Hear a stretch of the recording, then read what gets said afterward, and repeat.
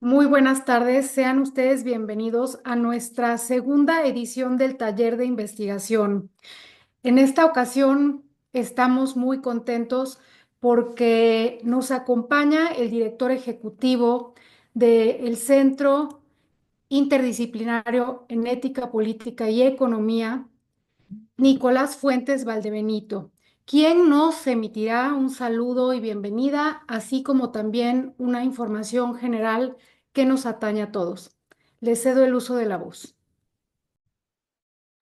Muy buenas tardes a todos los presentes. Bueno, agradecerle también acá a Gabriel y a Esteban por su buena disposición y también por su proactiva colaboración de dar este taller muy interesante. Ya tuve el placer de poder escuchar brevemente algunos de los puntos que van a tocar y también, por supuesto, a Adriana, quien hoy nos va a compartir o nos va a ayudar en la moderación de esta reunión. También a Vladimir por su gentil colaboración en la parte técnica. Bueno, para no retrasar más, quisiera poder dar tres puntos importantes en la información que quiero dar. Primero es la Fundación Sin Fines de Lucro. Nuestro grupo, como bien saben, ya ha crecido demasiado. Somos 50 académicos, investigadores, profesionales, profesores y todo tipo de personas interesadas en temas como la ética, la política y la economía. Por lo tanto, estamos pensando y ya desde ya trabajando para constituirnos como una fundación sin fines de lucro. Según la legislación de Chile, las fundaciones sin fines de lucro eh, pueden ser de hecho o con personalidad jurídica. La personalidad jurídica lo que entrega es un reconocimiento legal como persona ficticia a una fundación para poder también realizar todas las actividades sin fines de lucro que ella estime conveniente. También están las fundaciones de hecho, que nosotros ya somos fundación sin fines de lucro porque no cobramos por ninguna de nuestras actividades, pero somos de hecho, sin personalidad jurídica. Por lo tanto, esto representa un gran avance en la constitución como grupo y también vamos a tener la oportunidad de poder eh, presentar proyectos o poder tener donaciones de empresas o postular a fondos estatales. Y eso también nos permitirá poder realizar otras actividades, como por ejemplo financiar grupos de investigación. em, y en ese caso vamos a crear laboratorios de ideas que se van a anunciar en la pronta reunión interna que tendremos en marzo. Y también vamos a poder realizar pasantías, poder tener personal a contrata en la fundación. Vamos a poder tener quizá el día de mañana editoriales o revistas académicas siempre y cuando el dinero que tengamos o podamos ir generando vaya a poder siendo puesto para nuestras actividades que realicemos. Podemos realizar actividades académicas con cobro, pero que siempre vayan al objetivo de la fundación. Vamos a ir compartiendo todo esto más adelante porque hay que crear un estatuto, un documento donde tenga que tener todo las actividades que nosotros podamos realizar y la organización de la fundación. Y en segundo lugar, a partir del trabajo de la reunión interna de febrero, hemos redactado a partir de los mismos trabajos pequeños, grupales que realizamos, la declaración de principios. Todo el tema que nosotros conversamos llegó entonces a este documento que se llama Declaración de Principios. Se los voy a solamente leer los puntos principales para ya luego después compartirlo en nuestros documentos o en nuestras redes sociales y también en el WhatsApp. Y los valores fundamentales que fueron los que nosotros también pudimos ir trabajando en los grupos fue honestidad intelectual, respeto y tolerancia, colaboración y multidisciplinariedad, libertad de expresión y compromiso con la excelencia. Serían cinco valores que nosotros también hemos visto que están presentes en CIEPE y que ahora lo ponemos en esta declaración. Pero también tenemos principios rectores como la proyección académica, formación y aprendizaje, apertura al diálogo, responsabilidad y puntualidad. Esto es súper clave porque salió a partir de la misma reunión que la puntualidad es importante y la responsabilidad con los tiempos. Innovación y desarrollo. Son 5 principios rectores y también hemos puesto el rechazo a prácticas incompatibles, que también surgieron de mismo la reunión, como de, el juicio de valor y ataques personales, la deshonestidad académica, el individualismo y competencia desleal, la censura y dogmatismo y la falta de compromiso y negligencia. Esos son los puntos que hemos tratado en la reunión anterior y que, gracias a todos los que pudieron participar, se ve plasmada ahora en un documento oficial. Lo que nos lleva también a poder tener un reglamento interno de los integrantes. Esto con el fin de poder ir sistematizando eh, para el día de mañana constituirnos como fundación sin fines de lucro. Este reglamento es lo que nosotros conocemos. Es lo mismo, las modalidades de ingreso, cómo nosotros ingresamos, que todos hemos ingresado por esta misma vía, salvo los que hemos ingresado el año 2023 con una presentación personal, razones para integrarse, temas, y hemos incluido ahora una firma de compromiso de aceptación del reglamento interno y también de la declaración de principio, para que podamos también cada uno comprometerse a vivir este reglamento y esta declaración de principio. Las obligaciones que todos sabemos son asistir a las reuniones mensuales, participar en charlas y encuentros con expertos y contribuir activamente en actividades académicas y de investigación organizadas por la Fundación. Las causas de vinculación, renuncia voluntaria, no asistencia a reuniones mensuales, incumplimiento de la obligación establecida por este reglamento y la conducta contraria a la declaración de principios de CIEP. Como ven, son documentos muy sencillos, pero que establecen cierto margen de actuación en este grupo que es muy importante. Así que volviendo a nuestro taller de investigación que hoy nos convoca, les vuelvo a agradecer a todas las personas que hacen posible y todos también aquellos que se han dado el tiempo y el espacio de estar en esta reunión hoy. Eso sería. Muchas gracias. Muchísimas gracias después de haber escuchado a nuestro director ejecutivo, que por supuesto nos comparte estos documentos que son de interés general para todos quienes integramos CIEPE, que nos va a servir y nos va a funcionar también de guía para, para cómo vamos a actuar dentro de este centro. El día de hoy también quiero comentarles que se encuentra con nosotros nuestro compañero Vladimir Sosa, quien es director del Club de Lectura Liceo de las Letras, que está respaldado por los clubes del Fondo de Cultura Académica, a quien también cedo el uso de la voz, nos va a compartir unas breves palabras. Bien, muchísimas gracias, Adriana. Muchas gracias, Nicolás, por la palabra. Sí, efectivamente, se ha fundado el Club de Lectura Liceo de las Letras. Nos pueden encontrar también, estamos en Instagram, Facebook, como Liceo de las Letras. Esto es un espacio también sin fines de lucro, es un espacio para poder conversar, dialogar. Las reuniones van a ser virtuales, quincenales a partir de la quincena de marzo. Se van a plantear varias lecturas entre literatura, filosofía, ir leyendo diversos textos también. Y como bien lo había mencionado, Adriana, pues cuenta con el respaldo de los clubes de lectura del Fondo de Cultura Económica y de esta manera pues dar un mayor realce también y de alguna manera pues ir implementando el análisis, la reflexión también a través de las lecturas universidades que podamos tener. Muchísimas gracias. Muchísimas gracias, compañero Vladimir.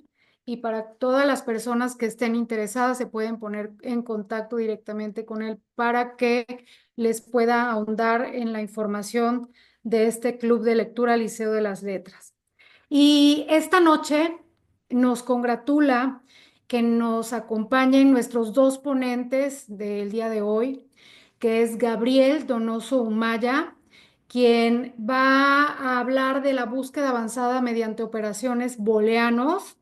Él es profesor de Estado en Filosofía en la Universidad de Santiago de Chile y candidato a magíster en Filosofía de las Ciencias, también por la misma casa de estudios. Ha cursado el diplomado en Filosofía de la Inteligencia Artificial y las Ciencias Cognitivas en la Universidad de Chile. Actualmente se desempeña como docente de educación secundaria y como editor, traductor de la editorial Hiperstición. Tradujo, junto a otros colegas, Ciencia Intensiva y Filosofía Virtual del año 2024 de Manuel de Landa en colaboración con la editorial argentina Tinta Limón. Le damos la más cordial bienvenida. Asimismo, también se encuentra el ponente Esteban Echaniz y él nos va a dictar el tema indexación, directorios y repositorios. Él es licenciado en filosofía, licenciado en educación, profesor de enseñanza media en filosofía con mención en argumentación lógica y comunicación de la Universidad de Valparaíso, egresado en el año 2023. Actualmente es estudiante del Magíster en Filosofía de las Ciencias y profesor de filosofía en un colegio de Valparaíso. También es becario del Magíster Nacional por la Agencia Nacional de Investigación y Desarrollo en Chile. A ambos les damos la más cordial bienvenida. El tiempo de cada uno para que puedan exponer es alrededor de 20 minutos para cada uno, para posteriormente pasar a nuestra sesión de preguntas y respuestas. Sin más preámbulo, empezamos, si es tan amable, con nuestro compañero Gabriel Donoso Umaña. Adelante. Muchas gracias por la presentación, Adriana, y de verdad muy, muy afable, en serio, le agradezco. Bien, voy a comenzar a compartir pantalla. Por favor, me confirman si se ve bien lo siguiente.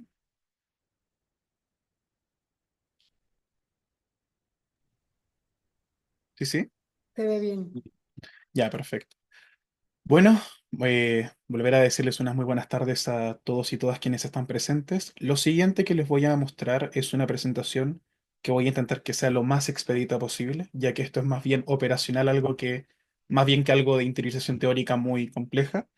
Es aprender a hacer algo, en este caso, aprender a hacer búsqueda avanzada, académica, en Internet mediante operadores booleanos. En esta presentación, lo que yo quiero principalmente es que desarrollemos y consigamos dos objetivos. El primero, explicar qué son los operadores booleanos y cómo mejoran las búsquedas en Internet de cara a la investigación académica que nosotros, como personas que de una u otra manera nos encontramos encuadrados en el ámbito académico, nos vemos pues instados a realizar este tipo de actividades. Y por otra parte, demostrar mediante el ejercicio directo aquí su uso práctico en Google y otros motores de búsqueda. Ahora, lo primero que deberíamos hacer para partir una presentación de este tipo es preguntarnos por qué es importante saber hacer búsquedas avanzadas. ¿Por qué, si acaso habría que hacerlas? ¿Qué es lo que habilita su importancia? Bueno, ello viene demandado por las propias condiciones de la investigación académica y la producción académica que tenemos en el presente. No por nada, cualquier persona que se encuentre hoy en la diatriba de querer investigar básicamente cualquier asunto, se encuentra ante lo que algunos teóricos sociales, como por ejemplo Neil Postman, se refieren como infoxicación frente a momentos pasados en el desarrollo de la academia, donde por distintas barreras geográficas, financieras, etcétera, las personas no podían disponer de una cantidad aceptable o interesante de documentación. Hoy asistimos completamente a lo contrario. La cantidad de documentación de básicamente cualquier tema, salvando honrosas excepciones, es demasiado apabullante, al punto en que cubrirla en su totalidad implicaría dedicarse a una vida completa solamente a su lectura y por tanto no tendríamos paso para la afirmación, para el momento en que nosotros sintetizamos conocimientos y afirmamos cosas. De ahí que sea tan importante poder desarrollar primero en general métodos y el conocimientos de herramientas para poder achicar esa cota y ya aplicado al contexto contemporáneo, en un contexto post-internet, tener herramientas que nos ayuden a poder ubicarnos, a poder transitar de mejor manera el mundo de Internet. En este caso, yo les ofrezco la imagen un ejemplo en donde si yo en Google Académico, uno de los portales más importantes y generalmente conocidos para buscar información académica, introduje la palabra divulgación científica. Si uno introduce la palabra sin más divulgación científica en Google Académico, ¿qué obtenemos? Aproximadamente 559.000 resultados. Esto es directamente algo intratable. Vemos pues lo que les mencionaba, simplemente nos desborda la cantidad de bibliografía que podemos acceder simplemente poniendo esta palabra. ¿Dónde estaría el problema? Estaría en lo que de una u otra manera se ha constituido en el ámbito de investigación académica en la ley de hierro de la inversión proporcional entre la cantidad de resultados que tenemos, la cantidad de material académico al que podemos acceder, versus la calidad de la información de cara a la investigación particular que estamos haciendo. Sea cual sea la disciplina académica a la cual se está circunscrito o circunscrita, sin importar cuál sea, la cantidad de material que existe en ella impide poderse hacer una imagen completa ocupando muy pocos determinantes, muy pocos elementos conceptuales para poder determinarla. Por tanto, mientras más vaga sea nuestra investigación, mientras menos específica sea, nos enfrentamos a este problema en el cual tenemos demasiados resultados y lo cual vuelve intratable poder hacerse cargo de ellos. ¿Qué podemos hacer? Bueno, podemos hacer muchas cosas, pero yo no puedo hacerme cargo de todas ellas, pero solamente me centraré en una, que sería ofrecerles a ustedes herramientas para poder pasar de este tipo de instancias a estas, en donde tenemos, por ejemplo, 67 resultados, que es una cantidad bastante más tratable, en términos de economía racional, mucho mejor. ¿Y cómo la he conseguido? ¿Cómo he podido yo acotar el área de trabajo de los textos que tengo que leer para luego poder tener ese momento de síntesis? Simplemente especificando aún más el ámbito de búsqueda y poniendo filtros para que me aparezcan mucho menos textos y más centrados en mis intenciones investigativas. Acá arriba, como pueden ir viendo, aparecen palabras clave que serían propias de alguien que, por ejemplo, quiere investigar sobre divulgación científica, criterios académicos y circunscritas al ámbito de Chile, y les acompañan una serie de símbolos que para algunos tal vez tengan mucho sentido, pero tal vez para otras personas es la primera vez que los ven utilizados de esta manera. ¿Qué son estos símbolos? ¿Por qué permiten que que esta búsqueda se haya acotado tanto? Bueno, aquí es donde damos paso a hablar de los beneficios de utilizarlos. Todavía no les voy a decir qué son. Primero quiero hablar de los beneficios. Hemos obtenido a partir de su uso mayor precisión de los resultados. Hemos obtenido una eficiencia en el tiempo de búsqueda, porque en un solo lugar, en este caso Google Académico, hemos podido acotar la entrada y hemos podido optimizar lo que va a ser el tiempo total de tiempo que vamos a invertir en la investigación. Y por último, tenemos lo que yo de luego más adelante voy a desarrollar, una flexibilidad para realizar búsquedas complejas, porque frente a otros tipos de escenarios en donde tendríamos que investigar por separado todos estos temas, divulgación científica, criterios académicos y elementos de ello implantados en Chile, podemos hacerlo todo en un único lugar, sabiendo utilizar bien estos símbolos que están acá arriba. ¿Qué son estos símbolos? Son precisamente los operadores booleanos. Son comandos que se usan en búsquedas para combinar o filtrar términos y así obtener resultados más precisos a la hora de investigar. Por tanto, su función y aquello que los vuelve valiosos para cada investigador o investigador y con independencia de su disciplina es que estos son útiles para encontrar información más rápido y con mayor precisión. Los operadores booleanos abundan en cantidad, abundan en especificidad, son demasiados y sería completamente irreal pretender que yo pudiese en 20 minutos poder enseñarles todos. Por tanto, yo aquí me voy a centrar simplemente en aquellos que considero que son los más importantes.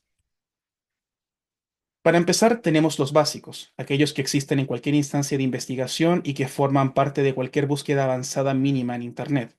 Principalmente tenemos el de adición, que es aquel que se ocupa cuando nosotros queremos encadenar, queremos vincular una serie de términos que luego nos arrojan resultados donde están todas las palabras clave seleccionadas.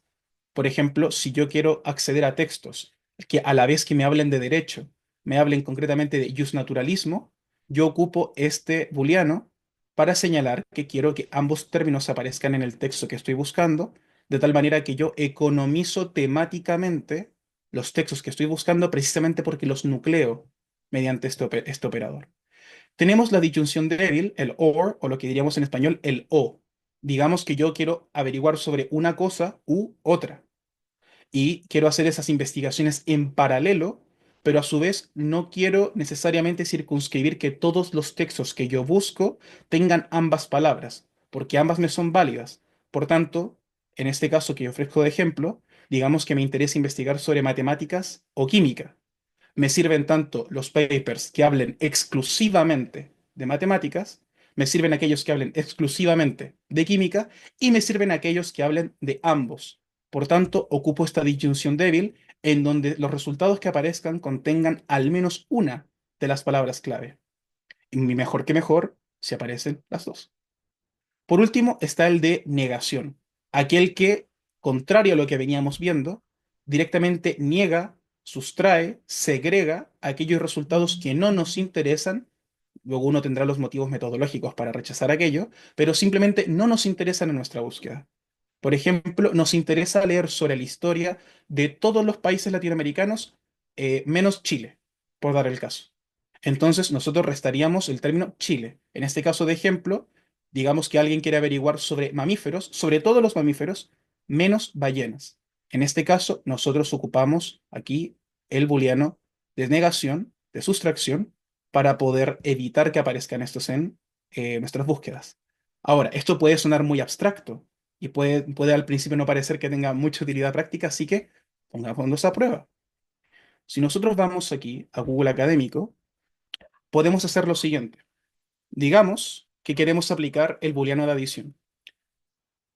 Podemos decir que queremos saber sobre Chile y también queremos saber sobre Argentina. Nosotros damos Enter. Ahí se me cruzó ahí, perdón. Chile más Argentina. Y me aparecerán 3.380.000 resultados donde aparece esto. Pero digamos que, de nuevo, no es solamente estos países los que me interesan, sino que quiero averiguar sobre más países en LATAM.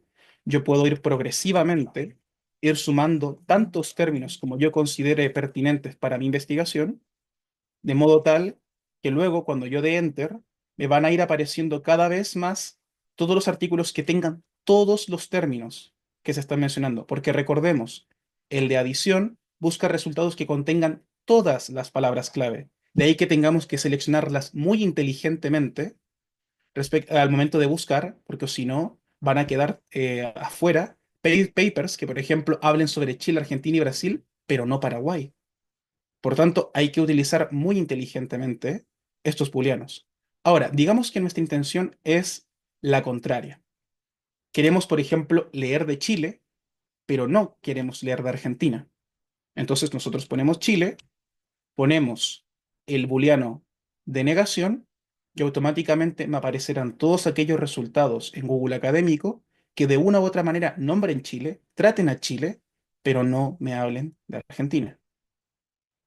¿Se entiende? Ahora, en este punto, nosotros hemos visto ya la aplicación del booleano de adición y el booleano de negación. Pero ¿qué pasa con el de disyunción? Débil. Perfecto. Nosotros podemos pedir que nos entreguen textos en donde se hable de Chile o se hable de Argentina, de modo tal que la suma subió a 7.680.000 resultados, en donde se menciona o bien a Chile, o bien a Argentina, o incluso a ambos. Estos son los más básicos y son los que habilitan toda forma de búsqueda avanzada en Internet inicial. Pero como se fijan, salvo casos muy concretos en donde yo buscase términos más bien limítrofes, no sé, por ejemplo, dijese topología y pusiese el booleano de adición y luego pongo el apellido de alguno de los más importantes topólogos del mundo, seguramente me aparecerán pocos textos. Pero si yo pongo términos tan grandes como pueden ser Chile o Argentina, tengo estos asuntos, tengo estos problemas donde todavía hay demasiados resultados. ¿Qué puedo hacer yo para todavía empequeñecer más la muestra de textos a los que quiero acceder? Tenemos los operadores de agrupación y de coincidencia. Para empezar, tenemos aquellos que se encargan muy bien de delimitar cuál es nuestro interés con respecto a que una palabra aparezca con mayor o menor preponderancia. Aquí les ofrezco el caso primero del paréntesis, donde se agrupan términos y operadores para estructurar mejor la búsqueda, en donde, por ejemplo, sí o sí, en mi búsqueda yo quiero que aparezca la palabra filosofía, pero me es relativamente indiferente, o al menos no es tan importante, que aparezca junto con la palabra filosofía la palabra cognición o la palabra inteligencia. Por tanto, yo tengo interés en que me aparezcan textos en donde se hable de cognición y filosofía o de inteligencia y filosofía, pero no me es tan importante que aparezcan de cognición o inteligencia. Por tanto, si yo quiero darle un valor concreto a mi búsqueda, a ciertas palabras frente a otras, con el paréntesis yo puedo determinar el alcance del operador booleano, en donde este OR solamente compromete aquí a la pareja cognición o inteligencia, pero no compromete a la palabra filosofía. Así yo delimito el grado de importancia de las palabras. Y en el caso de las comillas, se buscan solamente resultados exactos que tengan que ver con una frase exacta. Si se fijan hasta ahora, hemos visto ejemplos en donde tenemos palabras solas: derecho, naturalismo, matemáticas, química, mamíferos, ballenas, cognición, inteligencia, filosofía. Pero ¿qué pasa cuando tenemos términos compuestos? O incluso, ¿qué pasa cuando tenemos citas? Por ejemplo, citas famosas y que queremos ver quiénes se han hecho cargo de esas citas o quiénes las ocupan en sus textos. ¿Qué pasa con ciertas afirmaciones que nos puedan resultar de interés? Por ejemplo, vamos acá. ¿Qué pasa si yo quiero decir que todo es física? Por ejemplo, quiero investigar sobre reduccionismo físico y digo, todo es física. Tengo ahí la frase compuesta: todo es física. Pero también podemos ver que alguien podría decir todo es física o todo es físico. Podría ocupar las dos expresiones. Y a mí me interesa poder encontrar todos los textos que hablen sobre reduccionismo a la física. Por tanto, como yo sé, como investigador o investigadora, que pueden existir ambas voces, todo es física o todo es físico, ¿qué hago?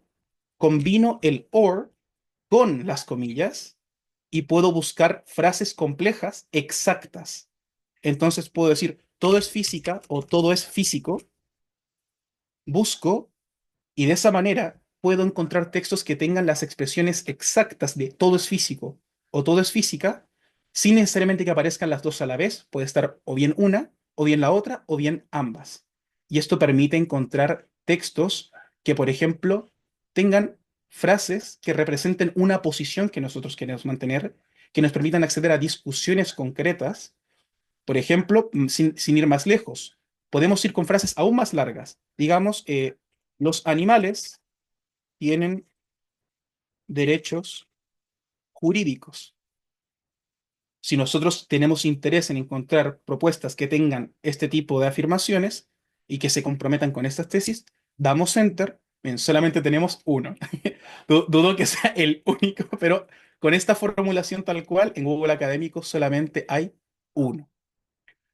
Así que, como ven, ocupar las comillas me permite a mí encontrar textos en donde se ocupan frases exactas complejas que me ayudan a mí a encontrar rápidamente señalamientos de posiciones, frases difícilmente encontrables en otros textos y que me permiten identificar rápidamente la documentación relevante para mis preocupaciones, para mis inquietudes.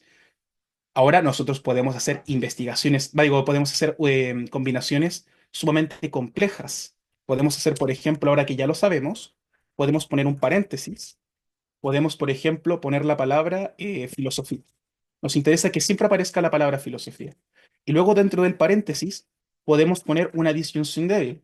Nos interesa que aparezca una expresión u otra. ¿Y qué expresión podría ser esa?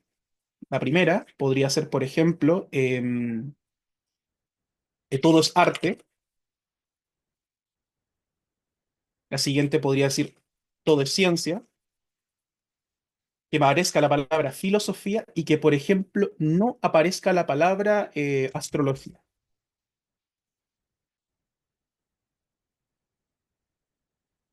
De esa manera, yo puedo hacer investigaciones realmente complejas en donde estoy señalando con mucha precisión el alcance de mis inquietudes, le doy un valor concreto a cada palabra o frase que estoy buscando y puedo perfectamente ir esto modulándolo de tal manera que se vaya adaptando progresiva y orgánicamente a mis inquietudes.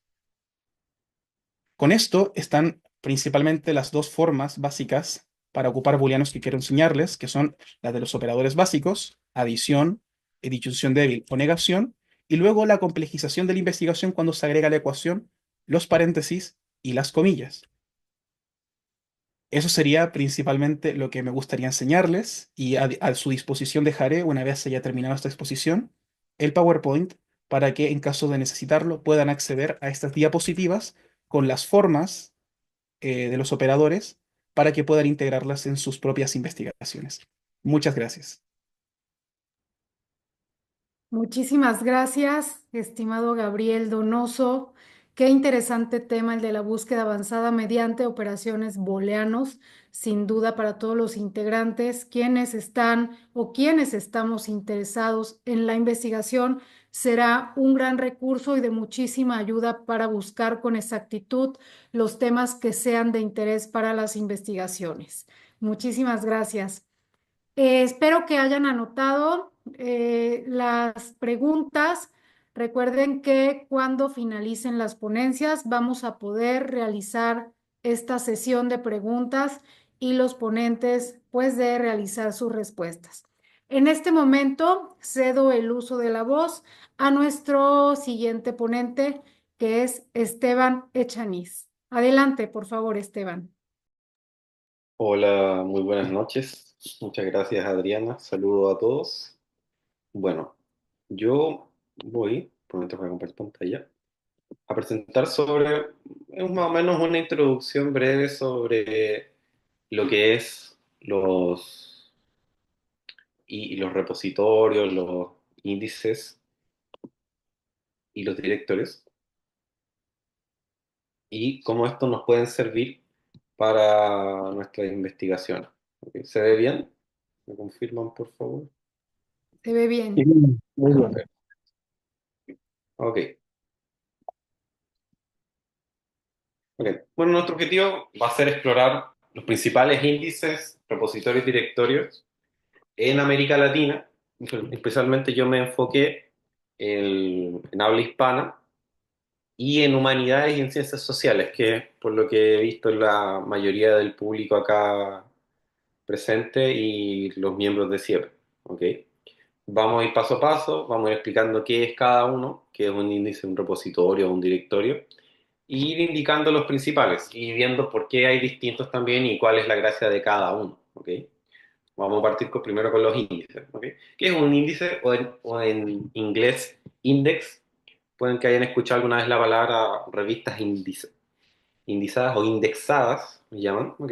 Los índices son meramente bases de datos que seleccionan y clasifican las revistas dependiendo de calidad editorial, puede ser inclusive por idioma, por área de conocimiento, o sea, humanidades, ciencias sociales, o hay índices que son globales o de áreas mucho más puntuales, no sé, ciencia, humanidades, o también calidad, es decir, de cantidad de citas, de impacto, en el sentido de qué tanta gente lee esa revista, qué tanta gente cita esa revista, y también la variedad, por decirlo así, qué tanta gente de esa revista es del mismo país que se publica o es externa, o esta revista, no sé, acepta publicaciones en otros idiomas, por ejemplo, no sé.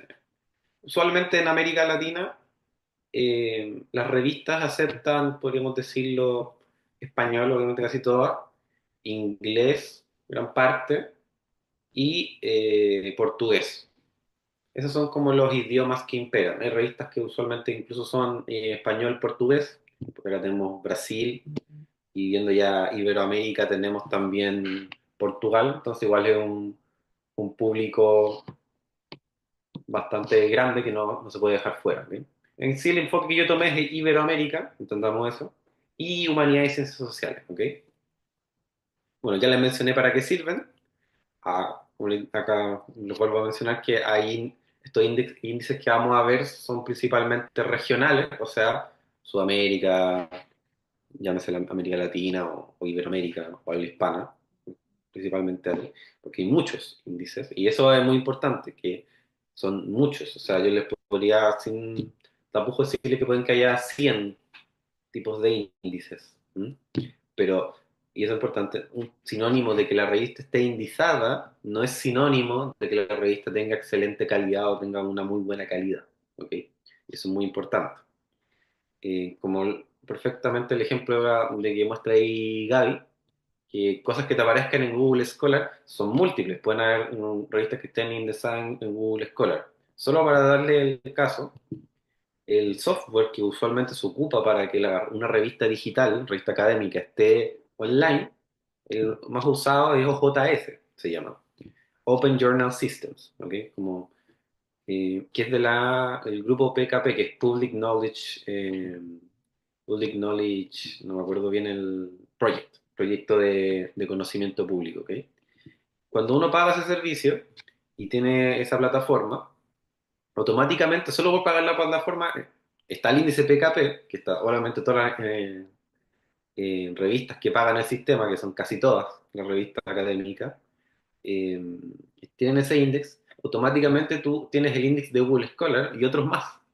Entonces, meramente, eh, yo si quiero poner una revista y pago y tengo una plata y puedo hacer una pyme, listo, tengo al tiro, puedo juntar varios índices y me puedo decir que mi revista está indexada. Entonces, lo importante es ver cuáles son los índices de calidad, le podemos decir. ¿Ok? Entonces, ahora vamos a empezar a revisar un par. Bueno, acá puse una gráfica breve que es la cantidad de, para que veamos los últimos años, entre 2015 y 2019, la cantidad de documentos publicables o la producción científica acá en América Latina. ¿Ok? Brasil es el que tiene más, México, Argentina, Chile, ¿ok? Pero comparado a inclusive lo que es principio de los 2000, la producción científica ha aumentado, ¿ok? Y lo importante es que se mejore la calidad, nos cuidemos todos en el sentido de saber dónde mandamos nuestro trabajo, que sea un lugar de calidad, que sea una revista respetable, que no sean timos, por decirlo así, porque hay, y eso vamos a hablar un poquito al final, que son las revistas depredadoras o pirañas que se conocen, son revistas que cobran meramente y te publican y están, como les dije, están indexadas, pero no las revisan, no hay evaluación por pares o todas estas maquinarias que hay para eh, salvar o preservar la calidad científica de una publicación. ¿Ok? Bueno, el más conocido de todos, por excelencia, es WOS, ¿ok? Que no es de América Latina, pero es importante mencionarlo porque es el índice. Es, por decir así, el más conocido, importante, o que la gran mayoría de los proyectos funcionan a base de, ¿ok? El índice se llama Web of Science, por eso se dice WOS. El sistema que hace las mediciones es el Journal Citation Reports. Y estos son los simbolitos, me interesa que los vayan reconociendo por eso y les puse la imagen. Son como el inicio del certificado, por decirlo así, de aquello. Clarivate, que aparece ahí arriba, es la empresa que sostiene aquello, por ejemplo. Es como la concesionaria, ¿ok? Que está a cargo del índice Web of Science, ¿ok? Y probablemente si han escuchado la palabra cuartil, la revista tiene distintos cuartiles, siendo Q1 el mejor y Q4 el más bajo. Ahora, también hay casos de que la revista está en Web of Science, está indexada, pero no está rankeada. Esa es como la palabra que se. O sea, no es ni Q4, no. Como que todavía no ha llegado a hacer ranking. ¿Ok? Es como que es meramente una jerarquización esto, ¿ok? Es como si te contratan en una universidad, pero todavía no te han jerarquizado, no te han dicho si eres, no sé, profesor asociado, adjunto o titular, dependiendo de cómo funcione eso en cada uno de los países, ¿ok? Solo para que sepan, por ejemplo, hace poco estaba mirando en internet, en la Universidad de Concepción en Chile, el departamento de matemática quería contratar a un profesor y decía mínimo dos publicaciones WOS que sean Q2, ¿ok? Y con eso ahora como que tenía buena producción académica, para que vean un poquito el peso que tiene WOS respecto en la academia, ¿ok? Tener dos publicaciones mínimo Q2 en los últimos 5 años, eso era. Y eso le daba como el puntaje suficiente para poder postular o ser un candidato óptimo para quedar en ese concurso, ¿ok? Bueno, esto ya lo expliqué. Bueno, y puede que en algunas revistas, como vean, puede que aparezca esta imagen de Tom Reuters o Web of Science Tom Reuters. Eso significa que la revista es WOS. ¿Qué pasa? Es que Thomson Reuters era el concesionario anterior de WOS, ahora es Clarivate, pero sigue siendo WOS, nomás que probablemente la página no se ha actualizado. Ahora es importante que cuando ustedes se metan a la revista y le aparezcan todos estos como certificados, la revista tenga el certificado de la imagen, con tal que uno la apriete, te linkeado y te manda a la página, porque muchas revistas no lo hacen. ¿Ok? Eso es importante igual, como va en pos de la transparencia de cada una de las revistas. ¿Ok? Y bueno, acá están los índices específicos, el índice de ciencia, bueno, el que todos entran es el que está acá abajo, que es el Emerging Source Citation Index. Tenemos índices específicos después en humanidades, en ciencias sociales y en ciencia. Lo importante, si ven una revista, un artículo que está publicado en esto, significa que la revista es de alta calidad, muy alta calidad.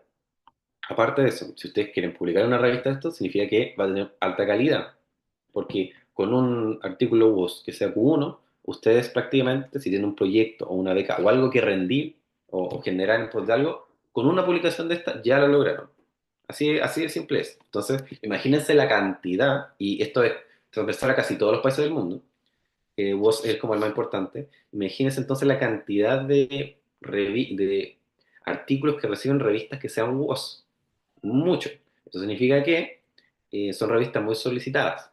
He visto revistas que se demoran 8 a 10 meses en revisar tu artículo y que tienen tasa de rechazo de un 65%, por ejemplo, teoría en España, una revista muy importante. Entonces son revistas muy exigentes, ¿ok? Entonces, trabajos muy buenos se mandan acá eh, y con mucha paciencia porque se demoran mucho en que se revisen o den un dictamen. Fácilmente, si ustedes quieren mandar un trabajo ahí y manden algo que ustedes sepan que es muy bueno y tengan paciencia porque si les va bien mínimo va a ser un año.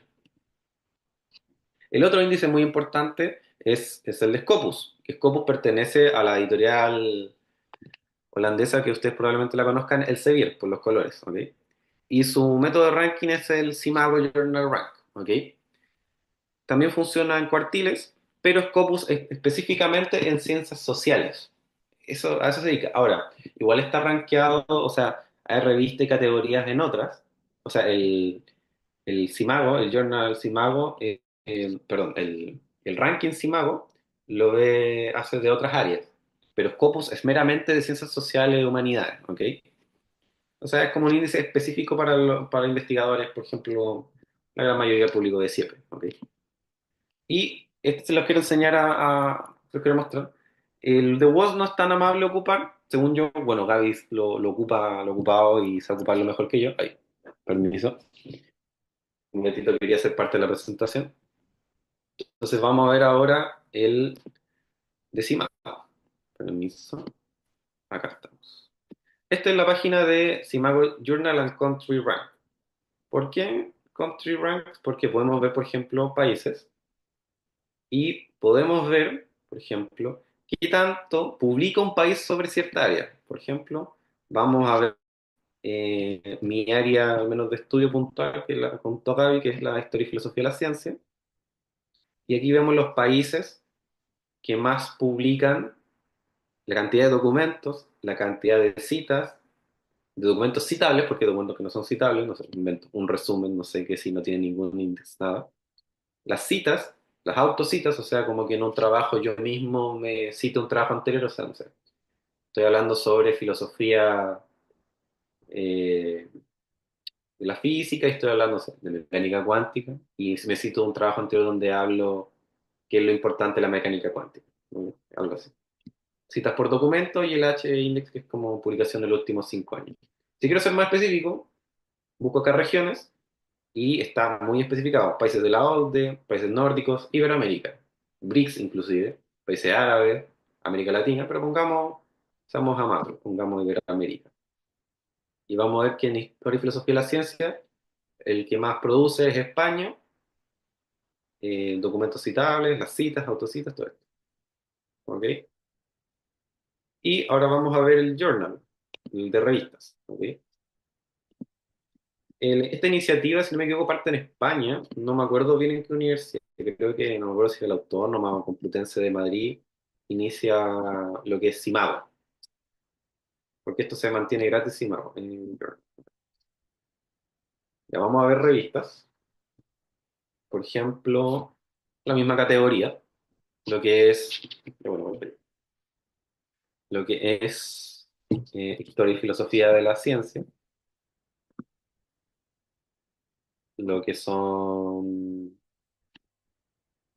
a ver, digamos ya, América Latina. Bien. Y aquí estamos viendo las revistas más importantes, ¿ven? Están en Scopus. O sea, Q2, Historia en Chile, que es como la más importante de América Latina. Tenemos Historia, Ciencia y Saúde de Brasil, Principia, distintas revistas, ¿ok? Y pueden hacer muchas más. Y acá yo puedo poner inclusive, si son acceso abierto, aprieto acá, puedo ver si son cielo o si son was, ¿ok? Lo que diga ahí que es cielo, se nota que es alguien, o sea, se nota que está un proyecto bien de habla hispana porque cielo no es tan utilizado en lugares que no sean de habla hispana, ¿ok? Eso es algo importante ver. Y el otro que es muy importante, que también pertenece a Simago, es este que está acá, que es el Simago Institution Ranking. O sea, meramente lo que hace acá, se me perdió el ranking, acá está, lo no sirve para ver lo mismo, una área en puntual, por ejemplo, universidad.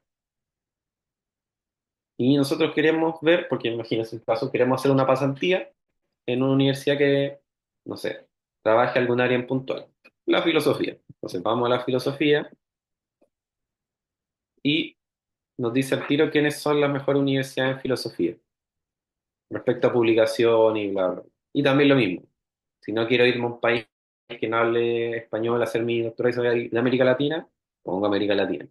Y me va a decir, por ejemplo, la UBA, tenemos la Autónoma de México, tenemos la UNAM, la UNICAM en Brasil, la Universidad de Sao Paulo, la Católica, la Universidad de Chile, la Federal de Río de Janeiro, de Minas Gerais, distinto y distinto. ¿Ok? Son herramientas muy útiles que nos sirven para los pasos anteriores de, por ejemplo, publicar o hacer alguna investigación en específico. ¿Ok? Ahora retomemos con esto. Ya. El más conocido tal vez en América Latina, Cielo, ¿ok? Cubre lo que es Iberoamérica. Tenemos también, esto va como en orden decreciente, por decirlo así. ¿Qué tanto impacto? Bueno, ahí voy a explicarle bien lo del puntaje. Tenemos Latindex con el catálogo 2.0, porque Latindex es catálogo y directorio. Tenemos el directorio que es como normal, que o sea, tiene algunas cosas, por ejemplo, formales que te pide tener Latindex, pero el catálogo 2.0 tiene un poco más de exigencia. ¿Ok? Tenemos Reddit, que es la Red Iberoamericana de Innovación y Conocimiento Científico, ¿ok? Que ve también son complementarios a lo que es Latindex y Cielo. Este index es europeo, pero está teniendo mucho impacto en América Latina, que es el ERI Plus o ERI Plus, o a veces está con un más en vez del plus, ¿ok? Que es un índice específico en humanidades y ciencias sociales, lo anteriores también, no, me faltó mencionarlo eso, porque igual cielo, hay cosas de ciencia en cielo, y es un índice europeo que también es noruego y que lo que pide también es cierta calidad científica respecto a esto. ¿Ok? Que uno dice que ha tenido mucha importancia. Tenemos Dialnet, ¿ok? Que tenemos la parte de las métricas de Dialnet y que es lo que está acá arribita, tenemos lo que es como el repositorio, que Dialnet es de la Universidad de La Rioja, es una fundación en Puntual. La diferencia es meramente, como dije, Dialnet solito es una base, lo otro es un índice de impacto, el Dialnet Métricas, ¿ok? Que se ve con el IDR, que es el índice Dialnet de revista. ¿Ok? Y meramente Dialnet ahí sirve para buscar cosas académicas, un repositorio muy amplio, al menos en habla hispana es muy útil.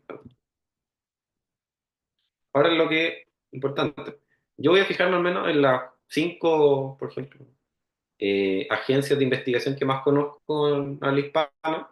ANIT, por ejemplo.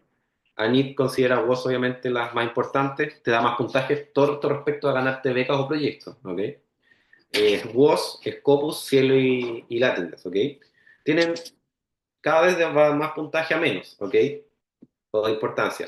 El CONICET es un poco más amable que, bueno, no un poco más amable, mucho más amable que la NIT respecto a publicaciones que sean Latindex, da mucho puntaje menos, pero da mucho más puntaje de lo que da Chile, por ejemplo.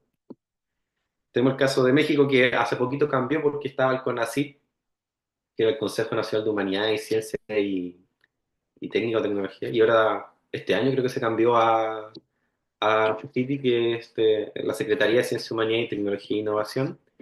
Y claro, o sea, también da un poco más de puntaje, reconoce esto. Tiene también un sistema de clasificación interno de revistas que son mexicanas.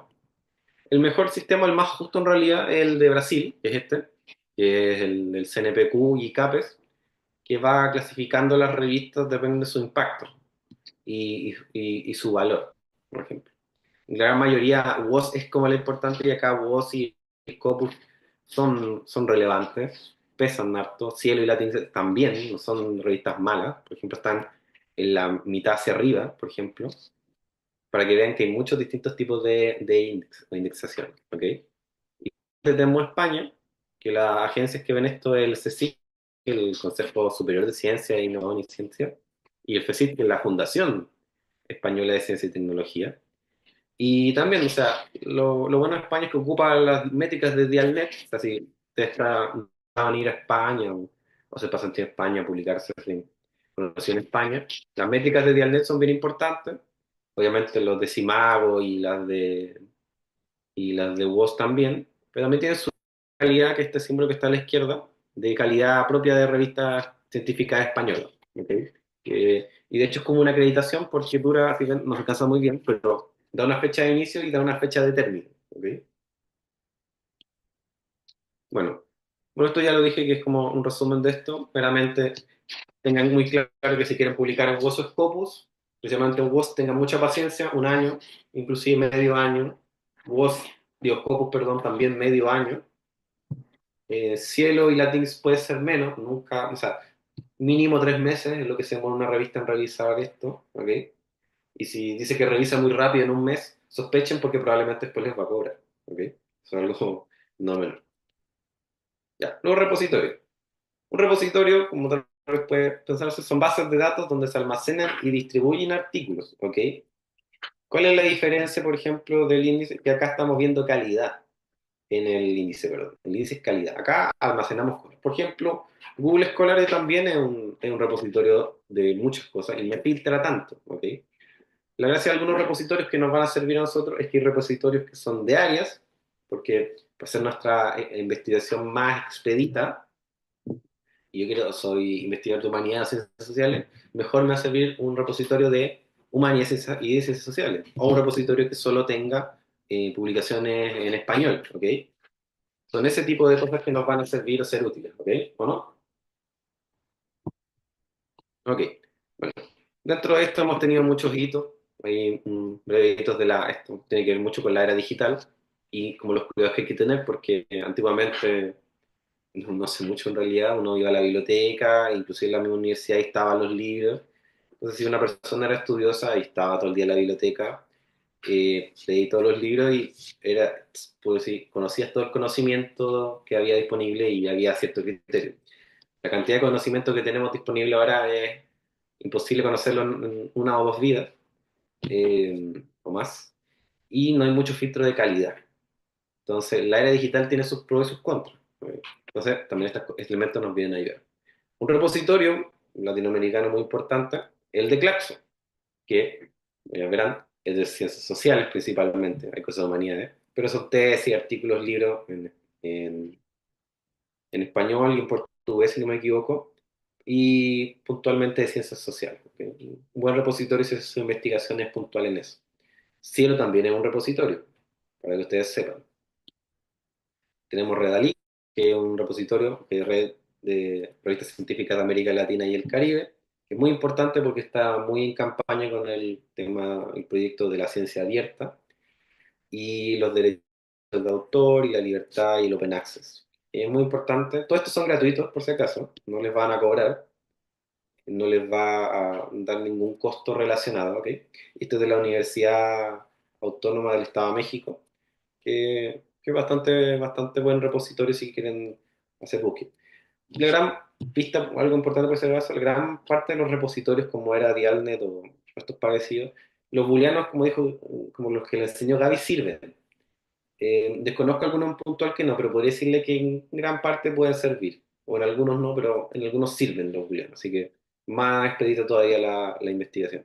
Este es muy bueno también, que es la referencia, que es la Red Latinoamericana para la Ciencia Abierta, que en vez de, por ejemplo, existe el repositorio de ANID, CONICET o de universidades puntuales, lo que hace la referencia es junta todos los repositorios institucionales de agencias de investigación latinoamericanas y de universidades latinoamericanas y lo junta todo.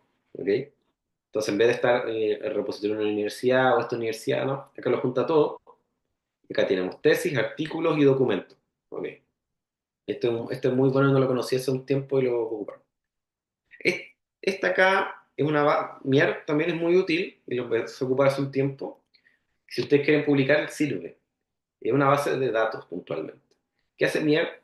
Lo que hace MIER, que es de la Universidad de Barcelona, ustedes buscan una revista en puntual en MIER, funciona más como también Iberoamérica, revista iberoamericana, y te dice todos los índices que tiene. Entonces, porque usualmente las revistas no los ponen todos, pero acá pone los más relevantes. Entonces, si quieren buscar, no sé, revista de filosofía de la Universidad de Chile, dice ya tiene tiene este problema, cada cuánto publica, cada cuánto no. Da muy buena información general una revista, porque a veces la revista tal vez pone mucho texto y esto te resume muy bien cómo funciona una revista. Y finalmente tenemos los directorios. Los directorios meramente también, eh, por decirlo así, todos estos son bases de datos, para que no en todos los casos, pero diferencian en sus propósitos. En el caso del directorio, nos dice cómo es la revista, nos dice qué indexaciones tiene, qué calidad tiene, qué tipo de accesos tiene. A diferencia del índice que es el que da la calidad, este te da información de aquello. ¿Ok? Entonces, nuevamente, hagamos acá una tablita. La diferencia, las características del índice y la revista. El propósito de un índice es evaluar la calidad e impacto de revista. El directorio es listar y organizar revistas. ¿Ok? Criterios de inclusión, los índices son exigentes. Los directorios son menos estrictos, ¿ok? Meramente como inclusive por existencia. ¿Ok? Entonces, por ejemplo, el directorio va a catalogar los índices que son exigentes. No hay una exigencia dentro de aquello, por decirlo así. Las métricas de impacto, los índices sí ven, los directorios no ven métricas de impacto. Índices de revista, pues Science, Scopus, todos los que dimos. Y los directorios DOAG, Reddit y Latindex. ¿Okay? Reddit va a decir todas las revistas que son iberoamericanas, la información de aquello, Latindex también. Y DOAG también es muy importante, porque DOAG es como el directorio de todas las revistas que son acceso abierto, o sea, que no cobran por leer su artículo. ¿Cuál es el tema de aquello? Que no necesariamente porque una revista sea acceso abierto no significa que a ti te cobren por publicar. ¿Ok? Más adelante vamos a ver puntualmente qué es eso, pero es algo que tienen que tener ojo. Y la importancia para la educación académica, un directorio es baja, a diferencia del índice que es alto. ¿Ok? Eso importa. Como dijimos, Latindex es un directorio, aparte es el catálogo 2.0, eso es el index. ¿Ok? Eso es lo más exigente. DOAJ, que ya lo mencionamos, que es Directory of Open Access Journals, ¿ok? Claro, España y Brasil, que son como los más grandes en este sentido, los catalogan, le pueden que le den cierto puntaje a aquellos, pero no tiene mucha importancia que sea DOAJ algo, ¿ok? ¿Por qué? Acá vamos a hablar de acceso abierto un poquito. Ya, vamos, tenemos ahí, me adelanté. El acceso abierto.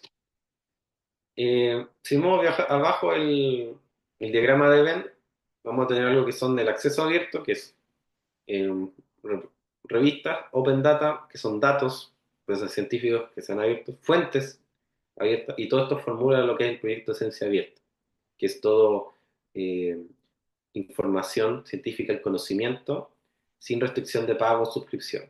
¿Okay? Existen, ahí está la categoría oro, open access, verde, open access o híbrido, pero en realidad el propósito central del acceso abierto es que tú puedes leer artículos sin pagar y tú puedas publicar artículos sin pagar. ¿Por qué? Porque está lo que son los APC, que son los Article Processing Charges. Para que una revista se sostenga, y esto no es malo en sí, porque hay revistas que no, para hacer una revista y involucrarse en la comunidad académica, imagínense, pagar el software, pagar, por ejemplo, si quiere que la revista esté impresa, tal vez publicidad de la revista, no sé, muchas cosas, necesita plata la revista. Si es independiente la revista, y si no está financiada por un organismo o por una entidad, no decir financiamiento, lo que se hace es que se le cobra al autor. ¿Ok? Por ejemplo, por leer un artículo, revistas, yo he visto que te cobran $50, por arrendarlo a veces $15. Imagínense la cantidad de veces que se lee. Pero por publicar, una revista importante, inclusive como de lógica, que es un área que me gusta mucho, el Journal of Symbolic Logic, que es un clásico, una revista muy antigua, muy clásica, cobra $2.500 por tú publicar en esa revista y después que te acepte y todo. ¿Cuál es lo que pasa con eso? ¿cómo un investigador cualquiera o cualquiera de nosotros consigue ese dinero? Incluso una persona que tiene la plata es una inversión, $2.500 en Chile, 2 millones y medio, casi. Mucha plata por poder publicar. Y tú publicas, pero eso no necesita necesariamente que tu artículo haya acceso abierto, ¿o no? Aparte te cobran por que tu artículo sea acceso abierto inclusive a veces. Revistas que son acceso abierto, si por sola, no te cobran, ¿ok? Y hay algunas que cobran APC, no tan alto algunas, otras sí, para poder subsistir, ¿ok? Pero la gracia del Open Access y del Open Science es que tiene las dos, que no te cobra por mirar y que no te cobra por publicar, ¿ok? Y hay revistas que son muy bien catalogadas que tienen estas dos cualidades. No te cobra por publicar y no te cobra por ver los artículos. ¿Ok? Bueno, Dialnet también, Reddit lo volvimos a mencionar. LatinRed también es muy importante, que la red latinoamericana de ciencias sociales y humanidades, nuevamente lo mismo, va de la mano con Flaxo, todo relacionado a lo que son ciencias sociales o humanidades. ¿Ok? Bueno, el caso mío, yo no estoy seguro si Gaby sí o no. Voy a mandar al grupo, o no sé dónde, mandaremos el PPT. Y por tiempo no alcanzo a comentarle esto, pero acá un documento, le puse el link, de recomendaciones de Latindex para evitar revistas que sean depredadoras. ¿Ok? Como les dije, el DOAG, por ejemplo, el caso del DOAG, hay revistas que son open access, o sea, lo pueden leer, o sea, puedo leer sus artículos, pero si yo quiero publicar me da a cobrar. Y por cierto tipo de indicadores, es un negocio al final esto, lamentablemente. Si alguien quiere rendir proyectos y eso, uno paga para que te publiquen y chao. Sin revisar. Hay revistas que son así. Hay revistas muy importantes que tú les pagas, pero igual te revisan. O sea, después que te revisan, te aceptan, te cobran. Hay revistas que te cobran y el artículo pasa colado, por decirlo así. Y acá hay una lista de indicadores engañosos que para que ustedes vean así, si alguna revista aparece que tiene tal o cual indicador, ustedes pueden verlo acá en la lista si está y todo. Lo mismo acá, unas recomendaciones del Zenodo. Zenodo es perdón, Zenodo una empresa de base de datos que entrega DOI. Como números únicos para publicación. Todo esto para que nos cuidemos como comunidad y no caigamos en esas prácticas dañinas que son para la ciencia y pierde su credibilidad en la investigación y todo esto se chacrea lamentablemente. ¿Ok? Eso, y muchísimas gracias. Muchísimas gracias, Esteban. Es un gusto escucharte y toda esta información que nos compartes a quienes integramos el Centro Interdisciplinario de Ética Política y Economía, sin duda nos va a permitir reconocer tanto para la publicación de textos como para la búsqueda, la calidad y el impacto en las revistas, que nos va a permitir también hacer una búsqueda de buenos repositorios y directorios que concentren todos estos textos. Ahora, si me permiten, pasamos a la sesión de preguntas y respuestas, donde ustedes directamente pueden abrir sus micrófonos y realizarlas. No sé si quieran ir alzando la mano y les voy cediendo el uso de la voz, o en su caso, quienes no tengan oportunidad de realizarlo de viva voz, también lo pueden poner dentro del chat y con gusto las vamos leyendo para nuestros ponentes. ¿Alguien quisiera realizar alguna pregunta?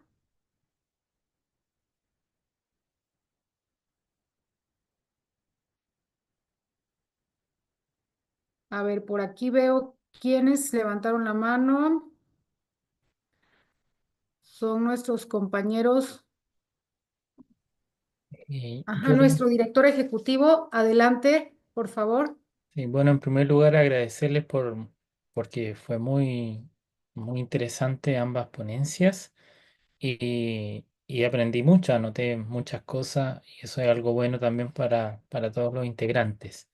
Yo quisiera añadir un comentario respecto al tema de, de los índices de revistas. Eh, y es que muchas veces esto no, en la academia hay una crítica, ¿no? Que se le realiza a la producción académica porque muchas veces cae quizá en esta idea de publicar, publicar, publicar, ¿no? como ese publica o va o está eliminado. Pero yo creo que más bien es algo propio de la academia, la publicación y la investigación, ¿no? Y en este sentido quería mencionar que igual en varias universidades, ¿no? Se paga por incentivo y eso va a depender mucho del índice de las revistas donde uno se publique y la gran posibilidad de publicar en revistas indexadas para las postulaciones a beca, a proyectos. Eso es algo muy importante. Y yo quería preguntar, en este caso, Esteban, porque creo que a veces cuando uno no tiene las licencias, como el doctorado, por ejemplo, muchas veces hay revistas que no aceptan artículos de licenciados, por ejemplo, que es mi caso. Entonces, en ese caso, ¿qué recomendaciones podría hacer Esteban respecto a personas quizás como yo, que no tenemos un doctorado, pero que igual queremos publicar en revistas que sean altamente indexadas? Bueno, muchas gracias por la pregunta, Nico. Mira, bueno, hago dos partes. Primero, respondiendo a lo que dicen los académicos en la universidad, y me hago cargo de mis palabras. Bueno, Gaby ahora está sintiendo miedo de lo que vaya a decir yo. Pero un poquito de, claro, está esa crítica, bueno, está ese conocido artículo que critica los artículos, muy divertido, de Pepe Santos, en la dictadura del paper, que es un paper, pero bueno. Eh, claro, la verdad es que yo creo que el artículo, yo creo que mi visión es como un poco más histórica, en el sentido de que puede ser que durante los milenios de la filosofía, usualmente el filósofo, claro, o comentaba, o escribía, o trataba de hacer cosas propias, o hacía comentarios, notas, traducciones. Había una práctica constante. Yo creo que tal vez en el siglo XX, segunda mitad puede ser, particularmente yo creo que la Academia Chilena, eh, no sé cómo es el resto, hago cargo de mi país, eh, se quedó un poco estancada gran parte de lo académico y encontró un lugar de comodidad en la academia y no hubo mucha productividad, productividad en el sentido de escribir o buscar cosas. Nos quedamos tal vez un poco atrapados en comentar la filosofía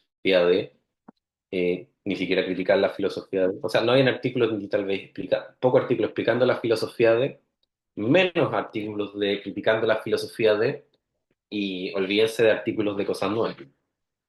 Y después, claro, para hablar de productividad y que la universidad tuviera que rendir cuenta o que fuera un espacio de conocimiento, que la idea de que la universidad se empezó a exigir eso y a algunos personajes yo creo que no les gustó eso. Sí, tiene sus vicios esto, totalmente. Súper criticables todo.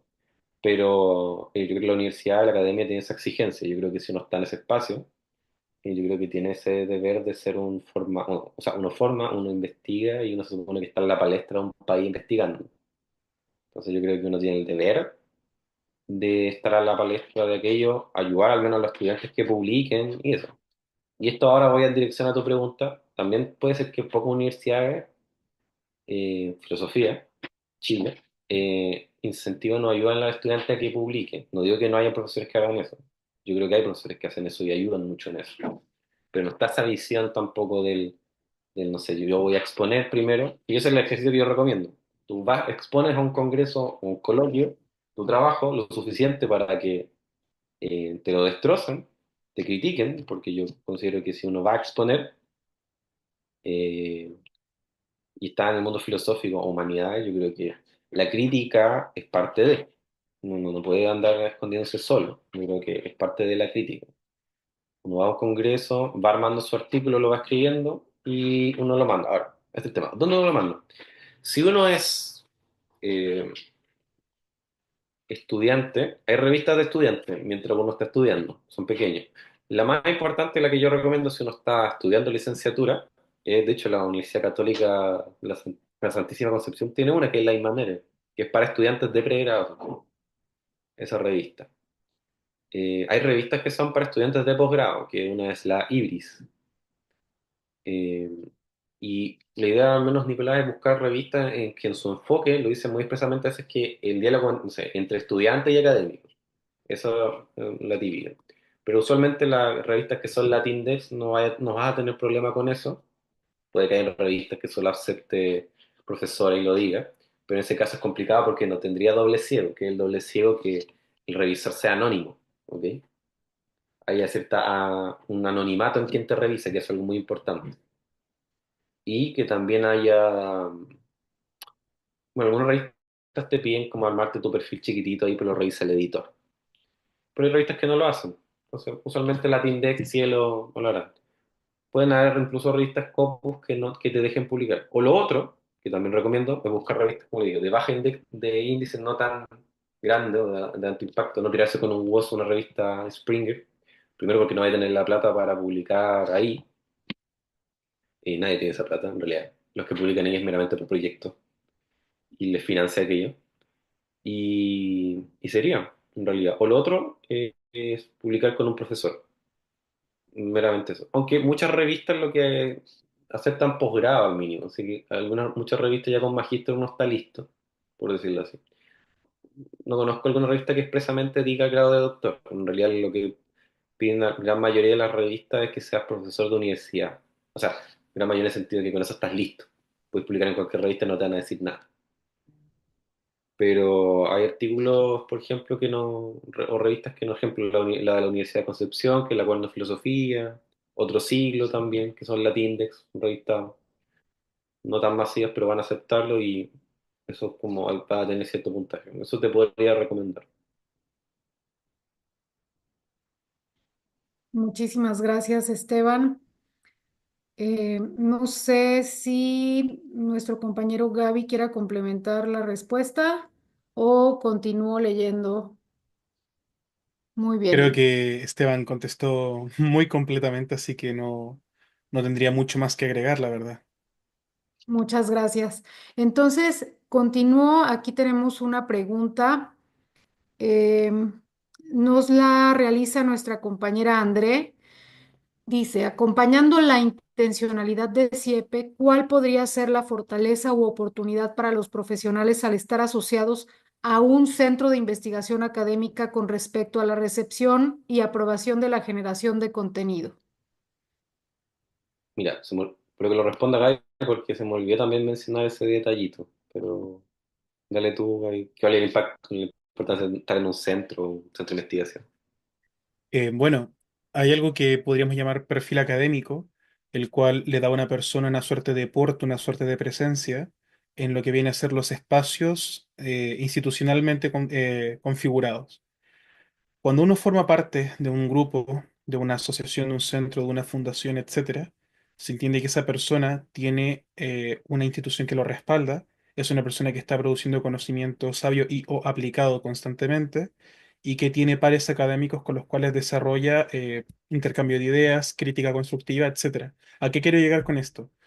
Una persona que, por ejemplo, solamente tenga la carrera de grado terminada en la universidad y que aún no haya alcanzado cotas de desarrollo superior a nivel de posgrado, puede encontrar, por ejemplo, mayor soporte a defender que su texto pueda llegar a ser publicado en algunas revistas por el hecho de que éste pertenezca a grupos de investigación, a fundaciones, etcétera, en donde hay una importante cantidad de investigadores y sobre todo investigadores postdoctorales, doctorales, que tengan maestrías, etcétera, y que por tanto esa persona, a pesar de no tener esos estudios de posgrado, se sobreentiende que participa de un espacio que está a esa altura. Por tanto, perfectamente puede ser recién licenciado de, no sé, la Universidad Complutense, pero si ya eres miembro, aunque sea en el escalafón más bajo del CSIC, eso habla muy bien de ti respecto de tu posicionamiento en el ámbito investigativo, lo cual puede ayudarte a tener presencia en revistas en donde en principio podrían tal vez no tomar en consideración tu texto, simplemente por el hecho de ser una persona novata en el ámbito académico con poca trayectoria. Esto lo puedo decir con conocimiento de causa, debido a que tengo al menos tres conocidos que fueron aceptados en revistas internacionales, en donde en un principio se les comentó que había ciertas dificultades con corroborar su porte académico, etcétera, pero luego, cuando se revisó mejor su condición especial en particular, al ver que esto formaba parte de grupos de trabajo de alto impacto, eso colaboró en que finalmente el comité terminase decantándose por aceptar los escritos. Dos de estos trabajos fueron en lógica y otro trabajo fue en historia de las ideas. Muchísimas gracias. Por aquí nos pregunta Carlos Andrés. Si hay revistas indexadas que publican pagando, pero sin revisión de pares, entonces no se darían currículos de investigadores cuya producción significa que solamente han pagado, porque sería una injusticia con respecto a quienes nos sometemos a revisiones, rechazos, criterios muy exigentes, etcétera. Sí, sí, una injusticia. Eh, pero, por ejemplo, esos di los casos de España o Brasil que categorizan bien las revistas, por ejemplo. Ahora, esas revistas que son pagadas en el sentido. Ahora, hay que separar dos tipos de pago en la revista. Tenemos las que son pagadas, como decía ahí, sin revisión de pares, o sea, yo pago para que me publique literal, o revistas que son muy exigentes, muy demandadas, por ejemplo, y que me aceptan y yo pago como el cargo para que se publique y se mantenga la revista y todo esto. Es distinto, aunque yo estoy en contra de los ambos casos, pero bueno.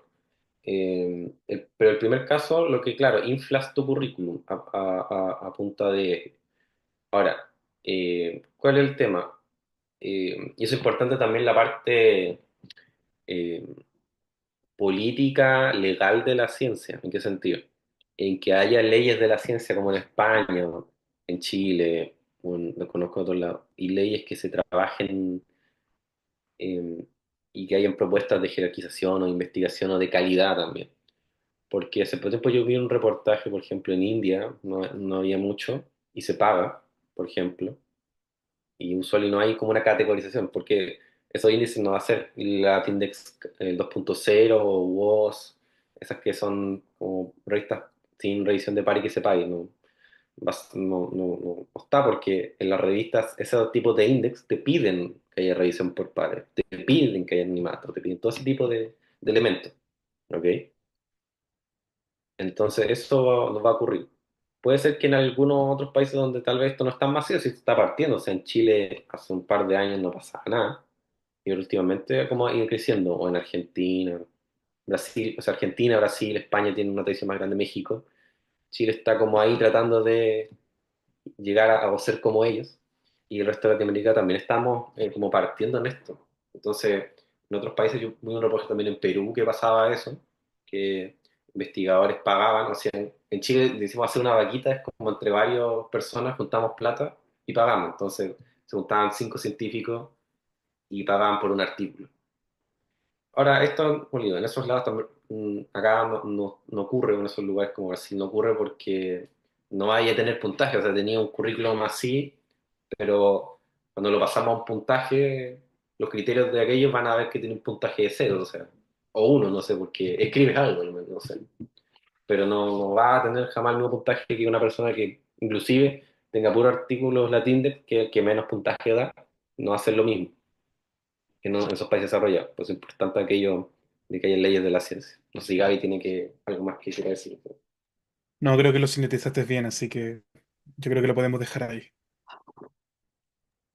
Muchísimas gracias por las excelentes y oportunas respuestas. No sé si alguien más quisiera realizar alguna otra pregunta. Muy bien, pues siendo así, entonces les agradecemos infinitamente. Gaby, ¿quieres comentar algo? Veo tu mano. Sí, perdón, lo lamento Sí, mucho. adelante. Había algo que quería comentar que no dejé en claro con mi intervención. Cuando yo les mencionaba que estos operadores tienen una funcionalidad general, que yo haya ocupado el ejemplo de Google Académico no significa que esto se agote o se circunscriba a Google Académico. Por cosas de tiempo para intentar amoldarme a los 20 minutos, no quise dar los ejemplos de buscadores como Springer, Springer Link, donde se pueden ver todos los documentos que publica la editorial Springer, artículos, libros, etcétera. Para ahí también sirven los operadores booleanos. Lo mismo si se ocupan en Dialnet, lo mismo si se ocupan en Redalink, lo mismo si se ocupan en Science Direct, todo lo que tenga que ver con el Xavier y el resto de repositorios en Internet que trabajan bajo un directorio, todos ellos permiten utilizar operadores booleanos. Por tanto, esta utilidad no crean que está circunscrita únicamente a Google Académico. Y Google Académico aquí lo presenté por beneficio meramente didáctico, pedagógico, al ser uno de los directorios más importantes de Internet que permite acceder a la mayor cantidad de índices. ¿Bien? Era solamente esa aclaración. Muchísimas gracias por ese paréntesis puntualizando dicha información. Y pues agradecemos a todas las personas que nos han acompañado y que están haciendo el esfuerzo de quedarse con nosotros hasta este momento. Agradecemos de la misma manera a nuestros excelentes ponentes del día de hoy, así como a nuestro director ejecutivo, Nicolás Fuentes Valdebenito, y a todos y cada uno de ustedes por permanecer con nosotros. Les recordamos que el día 27 tenemos otro evento en el que nos dará muchísimo gusto y estaremos muy contentos de que podamos coincidir nuevamente en estos espacios de conocimiento y formación que nos da oportunidad el Centro Interdisciplinario en Ética, Política y Economía. Una excelente noche y nos saludamos pronto. Chao, muchas gracias a todos.